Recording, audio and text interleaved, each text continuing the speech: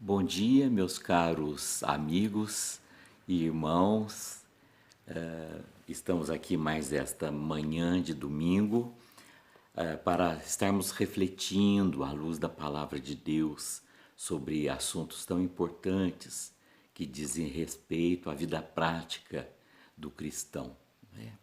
Antes nós queremos orar com vocês. Ó Pai, nós nos colocamos diante de Ti para que, durante esses momentos, esses minutos em que estaremos juntos, embora de maneira online, virtualmente, mas contando, Senhor, com a Tua bênção, contando com a Tua sabedoria, com o Teu toque, ó Santo Espírito, para que realmente sejam momentos que produzam muitos frutos positivos, né, abundantes em nossa vida. Nós agradecemos por Tua palavra viva que nos sustenta. Pedimos a orientação para cada momento dessas reflexões. Nós oramos no nome de Jesus. Amém. Caros amigos, nós temos estado com vocês regularmente, agora praticamente uma vez, talvez duas no mês, não é? Porque nós fazemos um rodízio de professores e os professores então vão revezando essa oportunidade e debatendo diferentes assuntos pertinentes mesmo à vida prática do cristianismo, não é? No dizer de Jesus, a vida sem frutos de nada vale, não é? É apenas vamos dizer, uma representação. Então é nesse sentido que nós temos conversado, particularmente quando sou eu que estou aqui à frente, né, desses estudos aos domingos. Nós temos conversado sobre os sinais que acompanham a vida de pessoas cristãs que realmente têm sido amadurecidas pela ação do Espírito Santo, não é? No dizer do apóstolo Paulo, têm sido desenvolvidas, têm desenvolvido a sua salvação desde aquele primeiro dia em que se encontrou com Jesus, aceitou a salvação dada a nós gratuitamente, de graça, pelo seu sacrifício na cruz no nosso lugar. E agora então, pela presença e ação dinâmica do Espírito Santo, tem crescido, tem amadurecido na sua vida, não é? E nós temos então já falamos sobre vários sinais que acompanham a vida dessas pessoas cristãs maduras. E parece que no último falamos sobre a questão da mentira, não é? Sobre a atitude nossa quando nós somos colocados diante de uma situação em que é solicitado de nós uma atitude mentirosa, né? Conversamos um pouquinho a respeito. E agora nós temos a oportunidade de hoje, talvez mais um outro dia, mas hoje especialmente, de estarmos conversando sobre a questão da murmuração, né? Da reclamação, da insatisfação, do mal dizer, né? E fazendo um contraponto com o lamento. Qual a diferença entre uma lamentação, um lamento e uma murmuração, um resmungar, não é, diante das coisas, diante da vida e pior, diante do próprio Deus. Então, eu acho que fica muito interessante, eu acredito mesmo que é muito interessante a atitude. Qual deve ser então a atitude de um cristão que está maduro, está amadurecendo na fé? É uma atitude de murmuração, de resmungar, de reclamação, ou é uma atitude de lamentar diante de Deus? Qual seria a diferença? Então, nós tivemos a oportunidade, me perdoe se eu às vezes der uma olhadinha nas minhas anotações, mas é para que a gente tenha uma sequência e não se perca muitas vezes em alguns devaneios, né? E fuja do assunto, tá bom? Bom, o nosso objetivo então, na verdade, é este que nós colocamos. A palavra reclamar tem a ver com queixar-se, né? Queixar-se. A palavra reclamar tem a ver com murmuração, também com sussurrar, falar baixinho, reclamando, mas com sussurros no pé do ouvido do outro, não é? Reclamando às vezes de uma pessoa, de uma atitude, de uma ação, de uma circunstância e muitas vezes do próprio Deus, não é? Blasfemando e provocando o desagrado no coração de Deus. Também, quando a gente fala em reclamação e murmuração, a atitude de alguém se opor a um outro, né, por meio de palavras ou até de ações também, né? E também diz que reclamar é clamar duas vezes. Então, muitas vezes você provoca, não é, uma atitude de Deus em relação a você, quando você reclama, você clama em cima daquilo que você já clamou, agora mesmo quase como um protesto, não é? Um protesto por você não estar recebendo a atenção que porventura você acredita que tem direito, né? Etc, etc. Eu coloquei aqui também um rumor maledicente, coloquei falatório em que há depreciação de alguma coisa, censurar ocultamente é muito ruim também isso.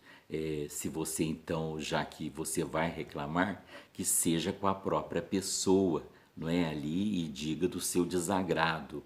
E claro que no caso do cristão, de um homem ou uma mulher que são vistos como justos diante de Deus, não é? Saber colocar as coisas com amor, com gentileza, com respeito, né? Mas o fato é que nós queríamos continuar conversando sobre essa questão da murmuração, né? A grande máxima para nós, possivelmente nesse estudo, é este aqui: pare de murmurar pelo que acontece de ruim e comece a agradecer pelo que eles te ensinam, pelo que essas situações nos dão como aprendizado. Ou mais ainda, procure agradecer pelas coisas boas que também nos acontecem muitas vezes simultaneamente às ruins, não é? Que muitas vezes fazem parte da própria circunstância dos homens e de toda a humanidade. Bom, e muitas vezes nós ouvimos inclusive a expressão, né? Reclamar de barriga cheia, né? Reclamar de barriga cheia. Então, é interessante, tem aqueles que reclamam, entre aspas, de uma forma justa, né? E tem aqueles que reclamam de barriga cheia. Essa questão eu deixo aí também quase como uma motivação para trazer também um clima na nossa conversa de hoje, na nossa lição, não é? E o fato é que ninguém gosta de estar ao lado de uma pessoa murmuradora, uma pessoa resmungona, né? Que resmunga. Muitas vezes você pergunta o que ela está dizendo, aí ela diz, não, não é nada não, eu estou falando com os meus botões, né? Você percebe que ela está insatisfeita e ela não coloca uma posição, né? Mais clara e deixa um ambiente desconfortável para todo mundo, né? Pessoas que reclamam se está calor e reclamam também se está frio, reclamam se tem muito sol, reclamam também se tem chuva. Quer dizer, pessoas que reclamam dos ambientes onde elas estão, reclamam da empresa onde elas estão empregadas, da onde elas tiram o sustento, não é, para sua casa, para os seus filhos. Reclamam muitas vezes da igreja, não é? Não fazem nada para melhorar a situação, não apresentam uma solução, uma alternativa melhor, mas sabem ficar criticando que aquilo não está bom e que se fosse ele que fosse tomar uma atitude, aquilo não estaria acontecendo. Quer dizer, são situações que nós estamos trazendo à tona, mas que são muito muito familiares para nós no dia a dia. Se nós não somos assim, não é? E oxalá não sejamos, né? Nós convivemos com alguém assim. Isso é tão sério que em Provérbios diz assim: é melhor viver em cima, num terraço, no telhado da casa, do que na mesma casa com uma pessoa rixosa. Provérbios fala da mulher, né? Mas eu não quero ser machista aqui. Eu queria dizer assim, tem muitas mulheres que também convivem com homens rixosos, irascíveis, reclamões, não é? Murmuradores, e que dão nota em tudo, que tem uma postura de juízes, de julgamento. Então, é uma convivência difícil, não é? Conviver com pessoas. E pais que também muitas vezes convivem com filhos que são murmuradores e que não estão satisfeitos. Aliás, mais para frente a gente vai perguntar: você faz parte do grupo dos satisfeitos ou você faz parte e faz questão disso de pertencer ao grupo dos insatisfeitos? Nós temos experiências, na verdade, caros irmãos, amigos, amigas, né?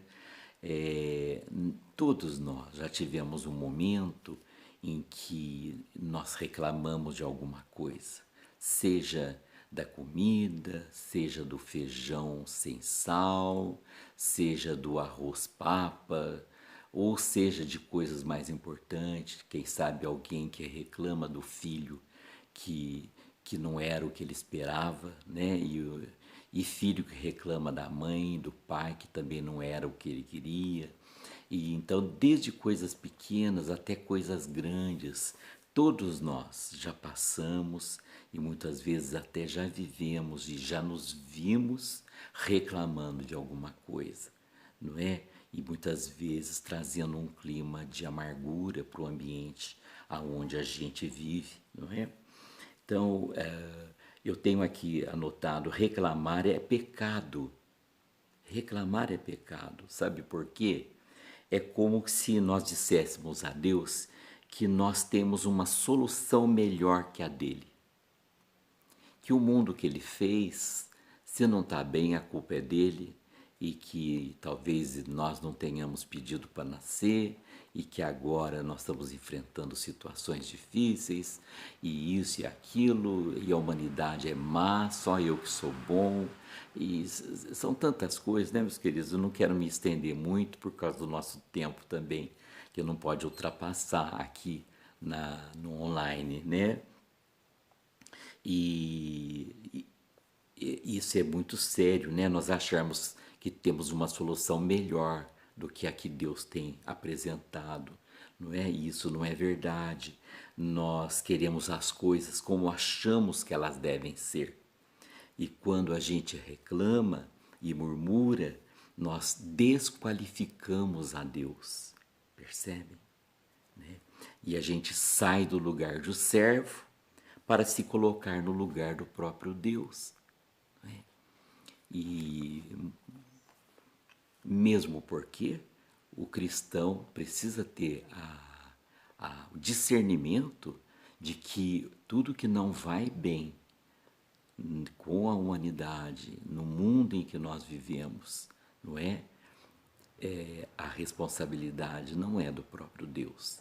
E tudo que tem dependido dele, ele tem apresentado para nós, não é? Dando oportunidade de restauração, de regeneração, a própria vida eterna, né? Como a Bíblia diz, todos estávamos condenados à morte, mas agora pela solução que o Senhor apresentou, na graça que Jesus nos oferece pelo seu sacrifício e pela sua ressurreição, então nós estaríamos destinados à morte eterna. Mas Deus tem procurado prover, não é? Ele prevê e provê soluções para que nós tenhamos vida e vida em abundância. Né? Então, se algo não está bem, eu não devo murmurar contra Deus, não é? Mas eu devo trazer a responsabilidade para mim. não procurar culpados, mas sentir-me responsável por melhorar o universo onde eu vivo, o mundo, o lugar aonde eu convivo. O texto base eu vou citar, mas eu não vou ficar lendo, meus irmãos, porque senão nós vamos gastar um pouquinho de tempo a mais. Então eu cito os textos, vocês por favor anotem e depois vocês confiram lá para ter um maior conhecimento do que nós estamos falando, não é? Está em Números, livro de Números, logo lá faz parte do Pentateuco, né? Os 5 primeiros livros da Bíblia. Então, no livro de Números, no capítulo 11, do versículo 1, Números, capítulo 11, do versículo 1 ao versículo 20. Claro que vocês podem ler vários capítulos aí do livro de Números, né, que vai estar tratando dessa toda a questão, capítulo 1 ao versículo 20, né? E é interessante, eu posso ler inclusive os primeiros capítulos, né? Capítulo 11, versículo 1, e podemos ler também o versículo 2. Isso. Mas a princípio é o 1 mesmo que eu quero ler, né? Então, vejam aqui o versículo 1. O povo se queixou de sua sorte aos ouvidos do Senhor. Quando o Senhor ouviu as reclamações, sua ira se acendeu e fogo do Senhor ardeu entre eles e consumiu algumas extremidades do arraial.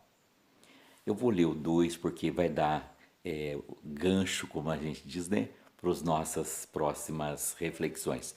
Então o povo clamou a Moisés. Este, né, Moisés, orou ao Senhor e o fogo se apagou. Então, nós sabemos todos, é conhecida a história da libertação do povo de Israel, que estava escravizado no Egito, né? E depois de 400 anos de escravidão, né, nós podemos ler lá nos textos também, depois nós podemos citar, que Deus ouviu o clamor, Deus ouviu o lamento, Deus viu a dor, né, a opressão em que seu povo vivia, como escravos no Egito. E ele então desce, e é onde ele fala com o servo Moisés, no meio de uma sarça ardente. Podemos estar lendo tudo isso lá no livro de Êxodos também. E aí ele diz: ouvi o clamor do meu povo e por isso desci. Então, vocês já vão vendo a diferença da queixa, fazendo um contraponto com a murmuração. Lá no começo, Deus ouve o clamor do seu povo escravo, escravizado no Egito por 400 anos. E aqui agora, depois que o povo é liberto, depois que todas aquelas pragas que Deus fez cair sobre o Egito e não caía sobre a região onde o povo judeu habitava, e aí então a ponto do faraó então abrir mão daqueles escravos e deixá-los ir, né? E Deus então com mão forte livra milhares de pessoas, né, que são o povo de Deus ali, e eles então saem numa gloriosa viagem, né, épica, e que vai durar muitos anos. E agora, logo quando eles começam a caminhada em meio a toda aquela agitação que nós reconhecemos que não é fácil, a caminhada pelo deserto, não é? Ela é fustigante, sofre o calor do dia, o sol do dia, o frio da noite, não é? A aridez do ambiente, a falta da água, não é? A necessidade de sustentação que o povo precisava, né? Centenas de milhares de pessoas. E então isso tudo a gente reconhece e o próprio Deus reconhecia, não é como a gente pode ver nos textos, mas o povo, após ver tantos livramentos e a presença fiel do Altíssimo, não teria direitos de reclamar e de maldizer, de blasfemar e de desesperançar, não é? Mas então eles, contra toda a expectativa do próprio Deus, né, e de Moisés, eles começam a reclamar de tudo, de todos, de Moisés, de Arão, né, da liderança e do próprio Deus, o que é pior, né? Isso foi trazendo tristeza ao coração de Deus e Deus então se ira, né? Porque Deus ama o pecador, mas ele abomina o pecado. E quando ele vê as pessoas reclamando, e a reclamação ela representa o quê, meus irmãos? Ela representa incredulidade e ingratidão, não é? Então isso cai no coração de Deus como uma grande ofensa, não é? Uma ingratidão, uma infidelidade, tratar Deus como um mentiroso. Isso é muito sério. Então nós vamos ver isso lá. E aí então é onde começam as murmurações do povo, né? E a peregrinação do povo no deserto, meus irmãos, ela tem três fatos significantes, né? E certamente que nós temos que considerar assim, a princípio, aquela viagem era para ser feita em pouco tempo, né? E pelos registros da Bíblia, ela dura 40 anos. Eu não sei se são 40 exatos, né? Mas se é um número significativo, um número representativo, o fato é que demorou muito mais tempo do que deveria e do que poderia naturalmente ter sido gasto, né? Era apenas para ser um momento de transição em que o povo saía da escravidão e chegaria na terra, na liberdade da terra prometida, da fartura, da abundância, da libertação, não é? Do poder ser cada um, da sua de restauração da identidade das pessoas, da nação, do povo, da nação de Israel. E, no entanto, demorou tanto tempo, mas era para ser apenas uma transição, um momento transitório. Mas as coisas foram mudando à medida que o povo foi se rebelando. Podemos também colocar murmuração como uma forma de rebeldia. E o povo então começa a se rebelar, não é? Contra tudo, contra todos e contra todas as circunstâncias, não é? Todas para eles estavam desagradando e isso foi provocando o desagrado no coração de Deus, né? Então, nós vemos aí neste episódio da saída do povo do Egito, o povo de Israel, nós vemos assim três aspectos. Primeiro, o plano de Deus. Ele diz: ouvi o clamor do povo e desci. Então ele já tenha escolhido Moisés dentro de todo o contexto da vida, do perfil, do status do próprio Moisés, que havia sido criado na corte, não é, do faraó, como filho da filha de faraó. E Deus então já prepara na sua sabedoria eterna, né? Ele fala com Moisés e daí nós conhecemos todo o histórico até que o povo é liberto e sai pelo Egito, chega ao Monte Sinai e vai fazer a sua aliança com Deus e Deus com o povo. E aí temos o segundo aspecto, que é a infidelidade do povo. Deus é fiel às suas alianças, mas o povo, o homem, quebra alianças. Então nós vemos a infidelidade e aí, apesar da infidelidade, o final é um final feliz. O povo chega à terra prometida. Certamente que não mais aquele povo que saiu do Egito, mas os seus filhos, porque grande foi o desagrado de Deus. Mas, embora ele tenha tomado essas atitudes drásticas, não é? Dentro da sua justiça e amor, ele é fiel ao povo enquanto todo, não? Aos filhos daqueles que saíram e não puderam entrar. Deus jurou na sua ira que eles não entrariam. E nós vamos ver mais para frente que nem o próprio Moisés, somente Josué e Caleb, que foram fiéis ao Senhor, especialmente quando eles foram a espionar a terra que eles haveriam de conquistar.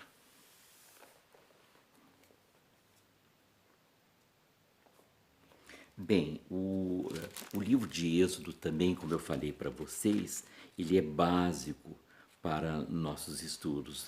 Lá, 19, Êxodo 19, o versículo 3, Êxodo 19, Moisés subiu para encontrar-se com Deus e do monte o Senhor o chamou e lhe disse: assim você falará à casa de Jacó, Israel, e anunciará aos filhos de Israel: vocês viram o que fiz aos egípcios e como levei vocês sobre asas de águia e os trouxe para perto de mim.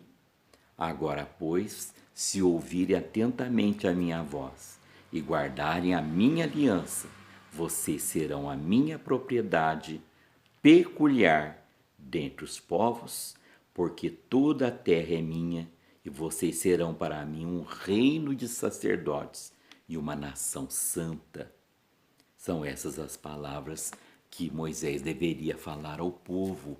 Então, Deus fazendo uma aliança com o povo, mas uma aliança que foi então quebrada. O povo, mais para frente, o povo vai aceitar e então, em contrapartida, vai fazer aliança com Deus da sua parte, né?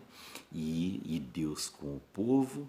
Então é selado aquele momento quando eles então seguem, né, em direção à terra prometida, né? Depois de terem visto o mar se abrir, né? O povo atravessar, o exército ser engolido pelo mar, né? Depois, então o grande milagre, o mar se abrir, e um milagre maior ainda quando ele se fecha no momento exato sobre o povo que estava perseguindo, no caso, o povo egípcio, né? Então, é isso que Deus foi se desagradando do povo, porque ele fez grandes sinais diante daquele povo, não é? E o povo era incrédulo e insatisfeito. Bom, nós vamos ver tantas coisas, meus irmãos. Eu fui anotando aqui, né? Deuteronômio 8:16. Vocês podem estar lendo lá, né? Vejam aqui, Deus, o que ele vai perceber?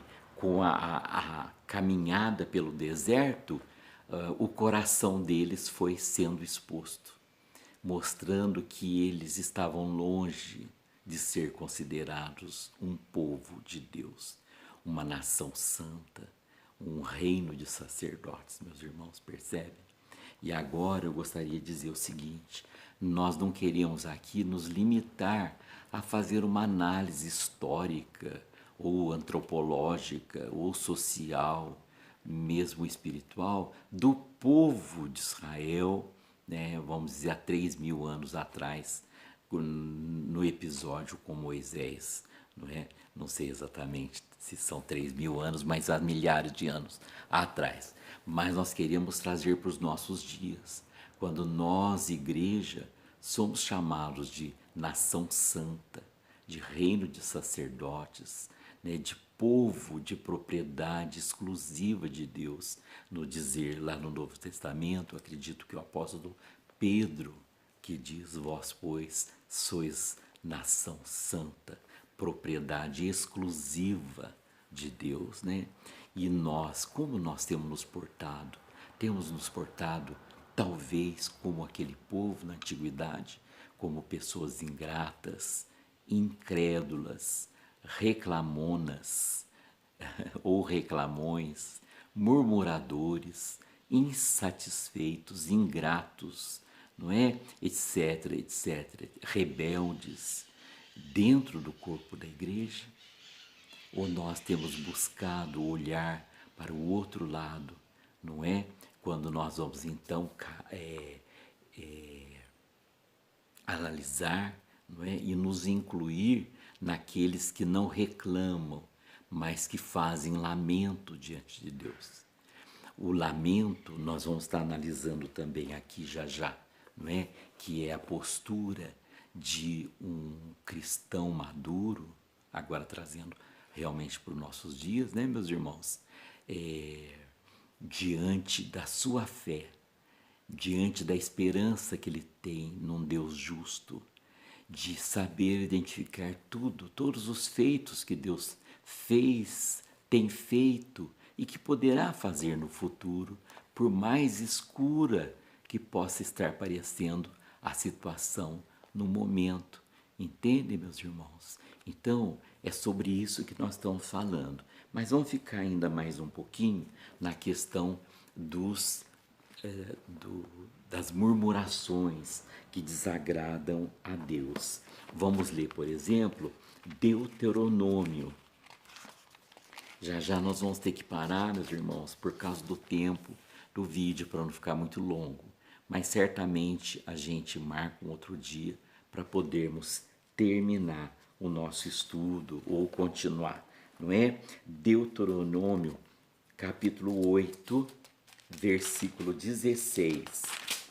8:16, Deuteronômio 8:16.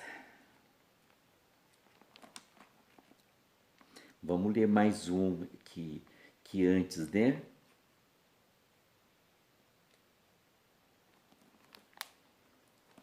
Eu vou ler a parte B do versículo 16 de Deuteronômio 8. Que os pais de vocês não conheciam, para humilhar vocês, para pôr vocês à prova e afinal lhes fazer bem, não é? Então aqui, mais uma vez, eu estou lembrando da aliança de Deus, né? Ele fez sinais, grandes sinais, porque foram 400 anos, meus irmãos, que possivelmente muitos daquelas pessoas, daquele povo chamado de povo de Deus, né? Israel, que estavam escravizados ali naquele momento, nem soubessem da existência de Deus, nem soubessem, talvez conhecessem até os deuses do Egito e talvez nem tivesse conhecimento do Deus de Israel, do nosso Deus, né? Possivelmente, estou especulando, né? E Deus aqui em Deuteronômio diz que vocês não conheciam, que os pais de vocês não conheciam. E Deus então os colocou à prova, quer dizer, no meio de circunstâncias em que Deus se manifestava em socorro. E aí nós vamos ver, meus irmãos, momentos lá no livro de Números, né? Eu posso citar lá capítulo 11 de Números, capítulo 10 de Números, 10, 11, capítulo 13, capítulo 14, tá? Capítulo 21, tudo livro de Números, um livro que talvez nós não tenhamos muito costume de ler. Vamos aproveitar a oportunidade, né? E aí, vamos ver assim as primeiras queixas do povo, né? Então eles começam a se queixar. Eu marquei aqui da sua sorte, talvez pelo cansaço, né? Então, quando nós estamos cansados, nós muitas vezes corremos o risco de reclamar, não é? E aquilo que é bênção na nossa vida, no caso o trabalho, que traz o sustento para nós. Aliás, tantas pessoas desempregadas, quem sabe querendo o nosso lugar, querendo ter o emprego que nós temos, o salário que nós temos, não é? E diante dessas coisas, às vezes de um cansaço, de uma hora extra que foi preciso fazer, a gente reclamar e maldizer a vida, e maldizer aquele trabalho que foi dado a nós como bênção. E nós corremos o risco de provocar a ira de Deus, meus irmãos. Também, além de queixar de sua sorte, né? Queixar-se por comida. Então, eles reclamam de comida. E Deus, então, manda o maná. E o maná, é interessante saber, ele era semelhante à semente do coentro, né? Que era tipo de uma goma, que eles então socavam no pilão, né? Ou no moinho, e aí faziam aquela farinha, deixavam secar, né? E aí eles coziam aquela farinha que se transformava numa massa. Ali eles produziam bolos, produziam pães, não é? E Deus diariamente provia a porção de pão, de maná para cada um. E eles então começam a reclamar da comida, da falta de pão, e Deus manda o pão. Aí eles se cansam do pão, começam a reclamar do pão. Eles estavam cansados daquele pão e dizem mesmo, dão a entender que eles estão já enfadados, eles já estão com ânsia daquele pão, não aguento comer mais aquele pão, né? Eles não tinham fome, eles queriam escolher o que ia matar a sua fome, né? Diante de um momento tão glorioso que eles estavam vivendo, o próprio Deus dando pão para eles, e eles menosprezando aquele pão. E é até bom lembrarmos que o maná, o verdadeiro pão que desceu dos céus, é nosso Senhor Jesus Cristo, no próprio dizer dele, das suas palavras. Então, quem despreza o maná, no caso, estava desprezando o verdadeiro pão que Deus nos dá, que é Cristo Jesus, né? Então, meus irmãos, não vamos reclamar por comida nem por bebida, né? Pela falta ou pelo excesso. Quem quer reclamar sempre arruma um motivo, né? E nós temos que ter cuidado dos nossos reclames, né, diante do Senhor. Eu marquei aqui também de se reclamar, e daí então Deus manda a carne. Eles queriam comer carne, estavam cansados do pão. Deus manda a carne, manda codornizes, são aves, né, que voavam baixo, e eles abateram, no dizer do próprio Deus, comeram até sair pelas narinas, né? E reclamaram. Quer ver, eu anotei mais aqui. A própria Miriam, irmã de Moisés, e Arão reclamaram de Moisés, né? Procurem lá. Reclamaram do próprio Moisés, estavam insatisfeitos com a liderança de Moisés, e isso desagradou a Deus. Pessoas que foram reclamar de amigos, não é? Descobriram que tinha outras pessoas profetizando como Moisés fazia, e eles foram reclamar, tiveram ciúmes daqueles seus irmãos, e Moisés os repreende e diz para eles: se Deus deu para eles essa capacidade, esse dom de profecia, tomara Deus desse desse espírito para todo o povo de Israel, não é? Que fosse santo realmente diante de Deus. Então ele diz: vocês estão reclamando por ciúmes de mim? Ou talvez por ciúmes de vocês mesmos, né? Por inveja, não é? Porque aquele irmão estava sendo mais espiritual, mais santo diante de Deus, escolhido por Deus, e eles não. Isso não pode acontecer nos nossos dias, meus irmãos. Brigas dentro da igreja por disputa até de cargos, de lideranças, e invejas e interesses pessoais. Então é uma lição extremamente apropriada e oportuna para os nossos dias, não é? Então, meus irmãos, essas queixas foram provocando a ira de Deus. Então vêm as pragas que atingem o povo no deserto, fogo, não é? E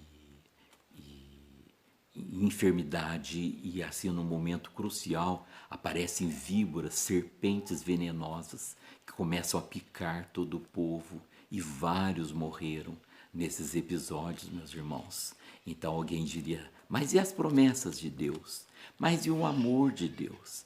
Nós precisamos, meus irmãos, ter uma visão que respeite a soberania, que respeite a dimensão daquilo que nós, na nossa limitação, muitas vezes, certamente, não conseguimos compreender, mas podemos, pela fé, avaliar pelo que Deus tem nos revelado, pelo que temos visto, pelos testemunhos que nos são dados na própria palavra de Deus, pelos acontecimentos na nossa vida, ao nosso redor, pelo universo, pela criação, compreendermos que Deus está muito além, como ele diz, os meus pensamentos, os meus caminhos são muito mais altos que os vossos.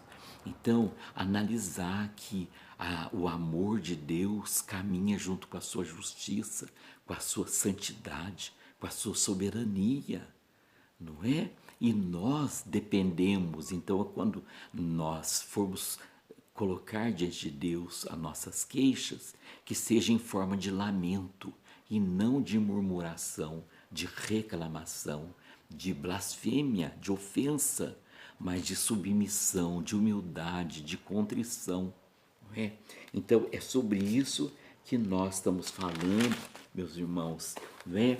E de fazer esse contraponto, a murmuração enquanto rebeldia, enquanto incredulidade, não é? E do outro lado, o lamento que é feito por aquele que confia no socorro de Deus, que confia no seu amor, que a seu tempo, que no seu tempo nos socorrerá, não é? Conforme o seu propósito, conforme o seu plano para nós, porque nós, como cristãos e cristãs maduros e maduras, devemos sempre nos ver como servos e servas do reino de Deus e termos isso como uma honra, não é? Por termos sido chamados, escolhidos para propósitos santos, superiores do nosso Criador.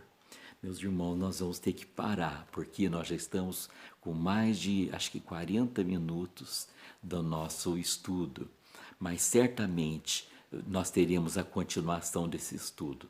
Gravem bem, hoje é dia 15, né? 15 de maio de 2022, nós começamos o estudo sobre a murmuração, fazendo um contraponto com o lamento, ou vice-versa, o lamento fazendo o contraponto com a reclamação, com a murmuração. Começamos hoje a primeira lição, então certamente aguardem a segunda, se Deus quiser, nós vamos estar continuando e concluindo nosso estudo. Enquanto isso, façam as leituras dos textos, especialmente do livro de Números, como nós dissemos, né? Capítulos 10, 11, 13, 14, 21. Vão lendo ali pelos títulos, os subtítulos, né? Do povo no deserto, Aliança de Deus e todos os episódios que foram acontecendo durante 40 anos, porque Deus, então, castiga o povo, enquanto o último deles, que saiu do Egito, não morresse, eles não chegariam na terra prometida. Chegaram e entraram apenas Josué e Caleb e os filhos daqueles que saíram naquele dia do Egito. Isso é algo para nós estarmos pensando. Deus nos abençoe. Se Deus quiser, logo estaremos de volta. Amém.